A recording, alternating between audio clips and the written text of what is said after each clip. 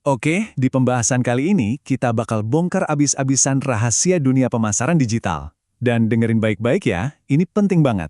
Karena apa yang bakal kita obrolin ini bukan cuma teori buat ujian, tapi bisa jadi kunci buat karir cemerlang kamu di masa depan.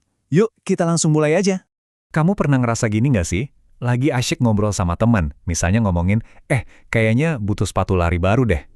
Terus, nggak lama kemudian, jeng-jeng, iklan sepatu lari tiba-tiba muncul di feed Instagram kamu. Familiar banget kan rasanya? Seolah-olah HP kita tuh nguping dan bisa baca pikiran kita. Eits, tenang dulu. Ini bukan sihir dan juga bukan konspirasi. Apa yang kamu alamin itu ya, itulah hasil dari sebuah digital marketing strategy yang presisi banget. Sebuah sistem super canggih yang tugasnya itu menghubungkan produk yang pas ke orang yang pas dan di waktu yang paling pas. Keren kan? Nah, kenapa ini penting banget buat kamu sebagai mahasiswa? Dengarin ya. Ngertiin konsep ini tuh bukan cuma biar dapat nilai A di kelas, bukan. Ini tuh tiket emas kamu buat jadi digital strategist atau brand manager masa depan. Itu loh posisi-posisi keren dengan gaji tinggi yang kerjaannya ngegabungin psikologi manusia sama teknologi canggih. Oke, kita mulai dari yang paling dasar dulu ya. Perbedaan antara marketing cara lama dan cara baru. Biar gampang, kita pakai analogi ini. Megafon lawan magnet. Coba bayangin deh, pemasaran tradisional itu kayak orang pakai megafon di tengah pasar.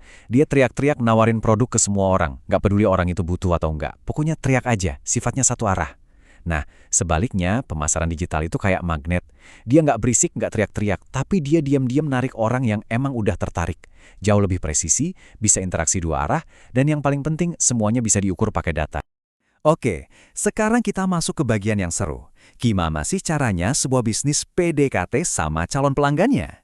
Nah, di dunia marketing, proses pendekatan ini punya nama keren, yaitu AIDA. Logikanya gini deh, kamu lagi jalan, terus ketemu orang asing yang belum pernah kamu kenal sama sekali. Masa iya tiba-tiba kamu samperin, terus langsung kamu ajak nikah? Aneh banget kan? Ya pasti ditolak mentah-mentah lah. Nah konsumen juga gitu. Kita nggak bisa dong ujuk-ujuk datang terus nyuruh mereka beli sekarang. Padahal mereka kenal brand kita aja belum. Proses PDKT ini ada 4 tahap simple. Pertama, attention atau perhatian. Ini tahap di mana mereka pertama kali sadar, ada brand ini toh. Kedua, interest atau ketertarikan. Di sini nih mereka mulai kepo, mulai stalking akun sosmed kamu. Ketiga, desire atau keinginan. Ini momen krusialnya, di mana mereka tiba-tiba ngerasa, gila, ku butuh ini banget kayaknya. Dan yang terakhir tentu aja action atau tindakan. Momen keramat saat mereka akhirnya memutuskan buat check out dan beli produk kamu. Proses idea tadi itu sering digambarin kayak corong atau bahasa kerennya funnel. Kenapa corong? Soalnya gini, di tahap attention, orang yang lihat tuh masih banyak banget, luas.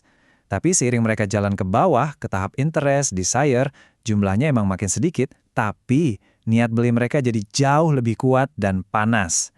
Nah, tugas seorang marketer itu yang ngebimbing mereka turun di corong ini. Terus gimana cara ngebimbingnya? Nah, seorang digital strategist itu punya 3 senjata utama buat ngegiring audiens di dalam funnel. Yuk kita bedah satu-satu senjatanya. Senjata pertama namanya own media.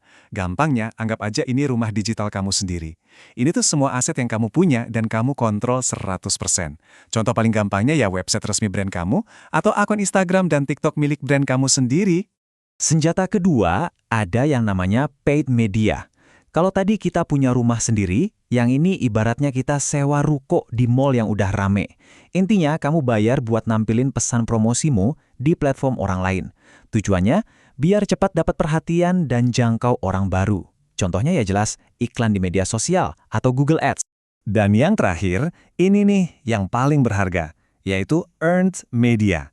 Ini tuh kayak omongan tetangga tapi versi digital. Ketika orang-orang ngomongin brand kamu secara sukarela, cuma karena mereka emang beneran suka dan puas. Ini bentuk promosi paling kuat, soalnya jujur dan terpercaya. Tapi ya itu, paling susah juga didapatnya. Contohnya apa? Testimoni tulus dari pelanggan, atau review yang jadi viral. Oke, biar teorinya makin nempel di kepala, kita coba pakai studi kasus beneran ya. Kita ambil contoh dari brand travel umroh, namanya Tawafina. Nah, gini cara mereka mainin ketiga senjata tadi. Own medianya Tawafina itu ya, akun Instagram sama website mereka sendiri, @tawafinatur.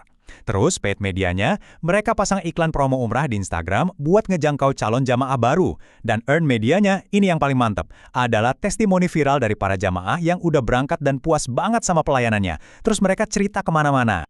Oh iya, ada satu tips penting banget dari para senior di industri ini. Ingat ini baik-baik, jangan jual bor, juallah lubang di dinding. Maksudnya apa? Pelanggan itu nggak beli produk kamu, mereka itu beli solusi buat masalah mereka. Orang nggak butuh bor, yang mereka butuhin itu lubang di dinding buat masang foto keluarga. Jadi selalu fokus ke solusi yang kamu tawarkan, bukan cuma pamerin fitur-fitur produkmu.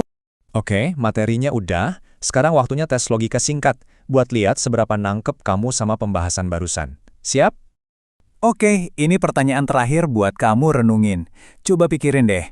Kalau sebuah brand bayar seorang influencer buat promosiin produk mereka, itu masuknya ke kategori media yang mana? Apakah owned, paid, atau earned media? Ini sering jadi perdebatan loh. Coba deh diskusiin sama teman-teman kamu. Jawaban kamu bakal nunjukin seberapa dalam kamu ngertiin konsep ini. Sampai ketemu di pembahasan selanjutnya ya.